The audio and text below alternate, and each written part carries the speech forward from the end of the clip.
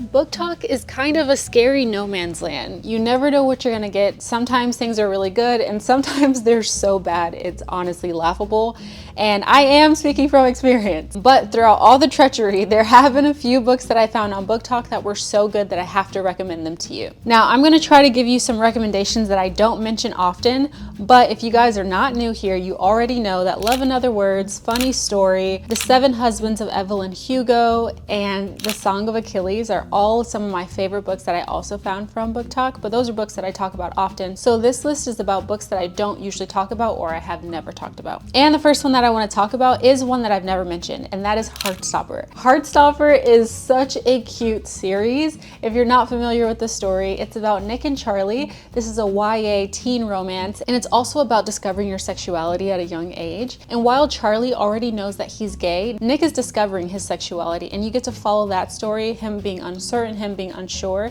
And I'm sure that for a lot of teenagers at that age, it's probably something that allows them to feel seen and also something that they can relate to. So I highly recommend it for like a younger audience, but it's not just for a younger audience, it's also for adults too. Now, I personally didn't finish the graphic novel series, but I did watch the show on Netflix and I was obsessed. It was so freaking good. The story is so good. I think that everyone was casted really well, and being able to follow their love story alongside with their friendships was just such a beautiful combination, because you get to fall in love with Nick and Charlie and their personalities, but their friends are just as important. So the story is more about, like, yes, discovering your sexuality and romance in general, but it's also a story about friendship, self-discovery, respecting others, and growing up and not knowing who you are and trying to figure out who you are. I just feel like it's the epitome of like the teen angst, but just with like a light and fluffy spin to it and a modern take to it. Now, I personally fell in love with the story. It's so cute. And even though I didn't finish the series, I could already tell that the drawings were so beautiful.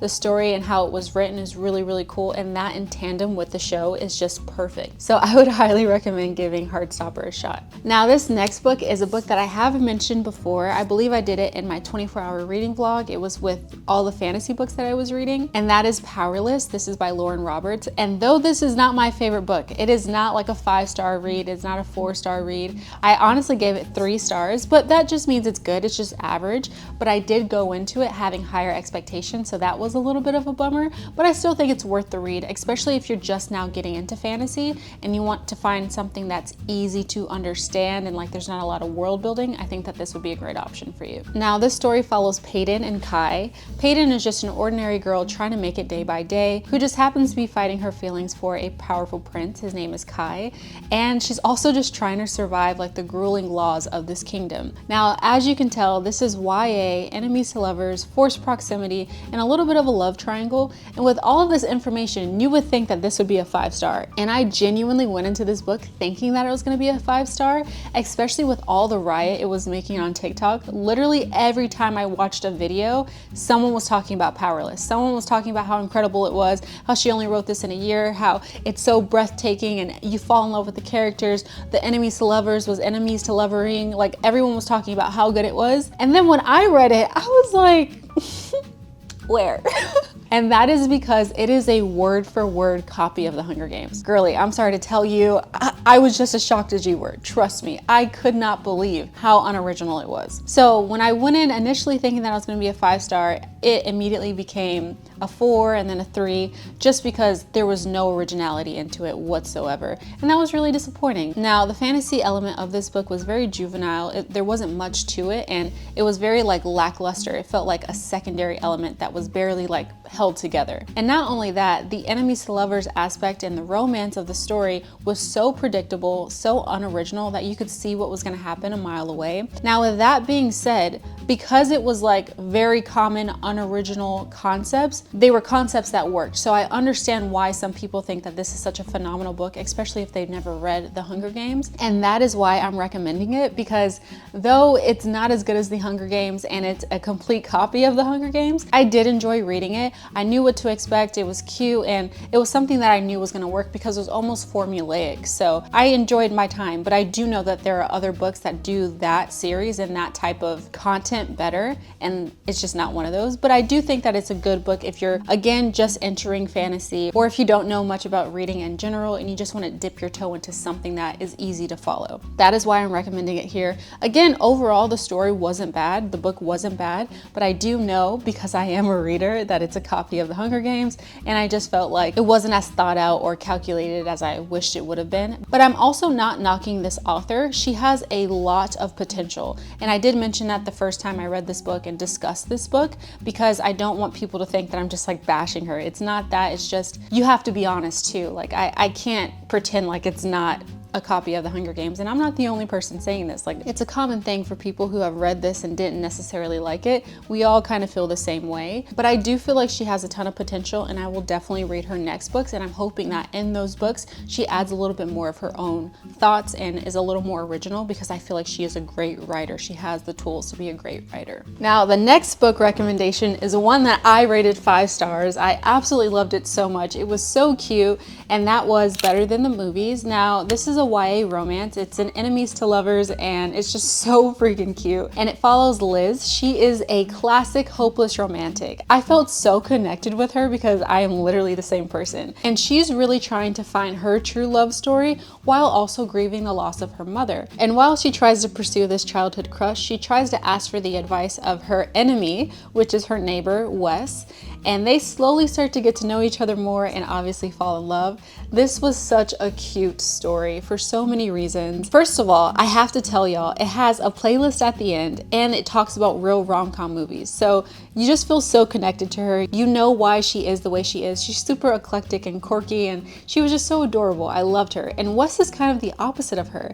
And though they grew up next to each other, they've hated each other their whole lives. And then you get to watch them unravel that and get closer to each other. And it was just so beautiful. The reason why I love Wes so much is because he was always there for her. He listened to her even when he pretended not to, and I just felt like he accepted her for who she was through and through. And not only that, I love that he always was willing to have the tough conversations with her, even when she tried to like get out of them or she wasn't willing to grow or evolve. He would force her to see like the way that you're doing things isn't necessarily correct, or just pointing out when she was like avoiding her feelings or wasn't trying to grow because it was painful. So I just love that. I felt like that's the true foundation of like a long-term relationship. And with teen romances, I'm always a little wary of how you can show true love, because when you're a teenager, you think you know true love, and then as you get older, you realize that you grow and evolve, and maybe you don't grow together, and things can fall short. So when I'm reading these teen romances, I'm always looking for things that show like that they're putting down a solid foundation, that they're putting down something that they can grow with and evolve with. So maybe after I read the book, I'm like, yeah, I think they're still together. And I am telling you, Wes and Liz definitely built a solid foundation. It is so cute. It is so like, it just makes your heart warm, you know? And there's absolutely no spice again, but the banter is really good. I love that she talked about real rom-com movies, and there's an actual playlist at the end. Like, how freaking cute. It was just honestly the perfect romance. Again, if you're like maybe a new reader, that would be a perfect book for you. But even if you're not a new reader and maybe you're just new to Booktok, that is a great way to dip your toe into the book recommendations from there. Next up is Divine Rivals. Now, this was another huge book on TikTok. Everyone was talking about it when it initially came out. And if you're not familiar with the story, this follows Iris. She is a writer at a local newspaper who is kind of vying for a job against Roman, so they're kind of enemies in this way. They're both fighting for this job, and they're both fighting really hard to get it. But during this time, she's also writing letters to her brother who's at war at this time. And so she's writing him constantly, but she's never getting a response until one day she does, but it's not from who she expects. Now, you follow that story, and that alone, like that premise is really, really good, and I enjoyed that aspect of the story. But I'm not gonna lie, this was not like a 5-star read for me. It was a good book, and that is why I'm recommending it, but it wasn't great, and I went into it thinking it was gonna be great as well. So kind of like the same situation with Powerless. Now, again, this is a YA fantasy romance book, and I just felt like with the fantasy aspect of it, it was lacking so much. I just didn't understand why the war was as dire as it was. I felt like there wasn't enough information to really feel how important this war was, or the two different players in this war. I just felt like we weren't given enough information on that as the reader. So that's why I didn't give it a 5-star read. And also with the two characters, now I know everyone is obsessed with these two. I understand. And what I'm saying could be a little controversial. So I'm understanding that going in and knowing that some of the comments might not be like agreeing with me. Don't worry, I understand. I might be alone on this island by myself, but I just have to say, like, I could not connect with Iris and Roman as much as I would have liked to. I just felt like I just didn't see the push and pull, you know, like I didn't have enough to where I was kicking my feet and giggling about their relationship. Now, I will say I was kicking my feet while reading the love letters. I am a sucker for a love letter. I am a sucker for when a man is writing a woman about his feelings, or just like someone who's super tough or very hard on the exterior and they're showing that vulnerability and they're writing someone that they care about a letter. That gets to me. That has always been like my Achilles heel. But I just felt like the two characters in general, it was lacking for me. I don't know. And I just felt like the love letters carried the entire story. There wasn't enough fantasy element in it. I didn't really get the two characters, and I just was left wanting more. I wasn't satiated. I didn't feel like it gave enough, but I do understand this is a duology. So there is a second book. I haven't read the second book because I just didn't feel the need to. I didn't really want to, so that just tells you how I felt about it in general. But it was a sweet book, and I do think that it was fun while I read it. It just didn't leave a lasting impression. However, the reason why I am recommending it is because it was easy to read, it was super cute at times, and it was like a great way to dip your toe into fantasy. This was one of the first fantasy books that I read, so I think that that's why I think it's important. And it wasn't as bad as some of the other Booktok book recommendations that I was given, and that kind of scarred me. So I think that's why I'm recommending it. The bar is on the floor, apparently. Now, last but not least is the Cruel Prince series. Now, when I tell you this series had me when I first started reading again, I mean it had me. It was so good. Now, this series is an enemies to lovers series, and when I tell you enemies to lovers, this is the first series I think I've read in the past 2 years where they were honest to God enemies to lovers. Like, I mean, they were willing to go to the ends of the earth to fight each other, like they did not like each other whatsoever. And that was very surprising to me, because generally with enemies to lovers, you can feel like the tension, you can feel that they really want each other but they're pretending like they don't. No, these two people hated each other. Like, they wanted to see the other one down bad, so bad.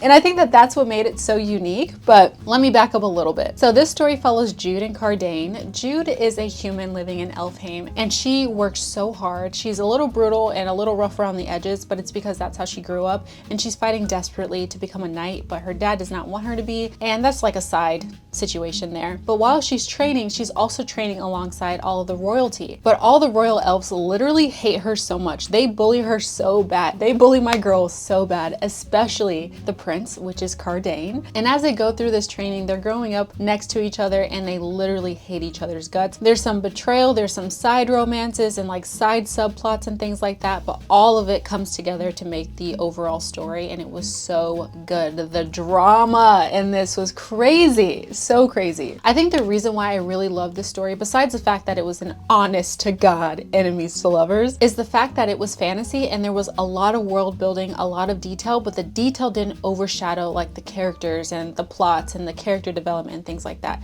It was there and it was detailed and you understood what was going on, but it wasn't too complicated to where you couldn't follow it. And I think that's why I really enjoyed it. And I also liked it because you got to see the other side characters develop and like intertwine with the main two character story and things like that. So it was really cool, and it was brutal. Like, it was so brutal. I was genuinely shook when I read this book. Like, all 3 books were amazing. There are actually 4 books. The other one is The Stolen Heir. I just haven't read that, but it's not necessary for the series because it's like a side character story. So I'll get to it when I get to it, but I'm talking about the 3 main books here. And wow, it was so freaking good. Each book kind of ends on a cliffhanger, so you want to read the next one. And as you guys know, I am not a series person. I don't like reading series because there's so much opportunity to ruin a book series or ruin characters that I read an entire book to care about, and I'm always so nervous about that. But with this series, I genuinely had a really good time each book. I think throughout all 3 books, the second book was probably my favorite. No, No, I think the third book, The Queen of Nothing, was my favorite. That was really good. So much happened in that book, so much. And it was just so interesting to see all of them grow up and like the mistakes that they were making and how brutal they were. Like, it was just so much. And the betrayal, y'all. There was so much betrayal in this book.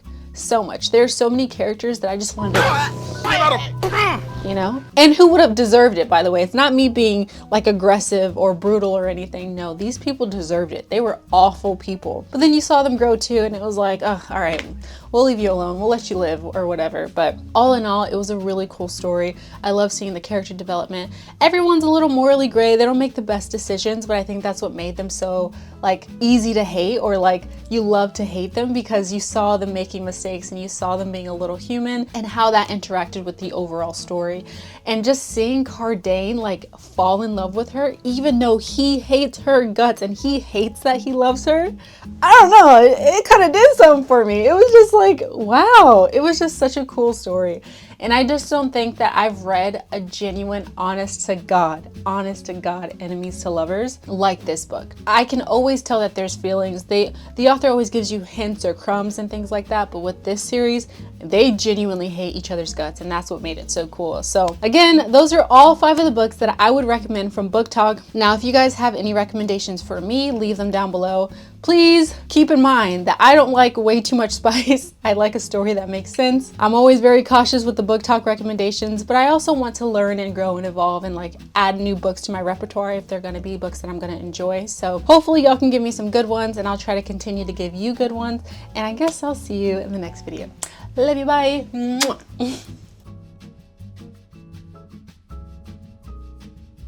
Also, do y'all see the hair? Stiff wear.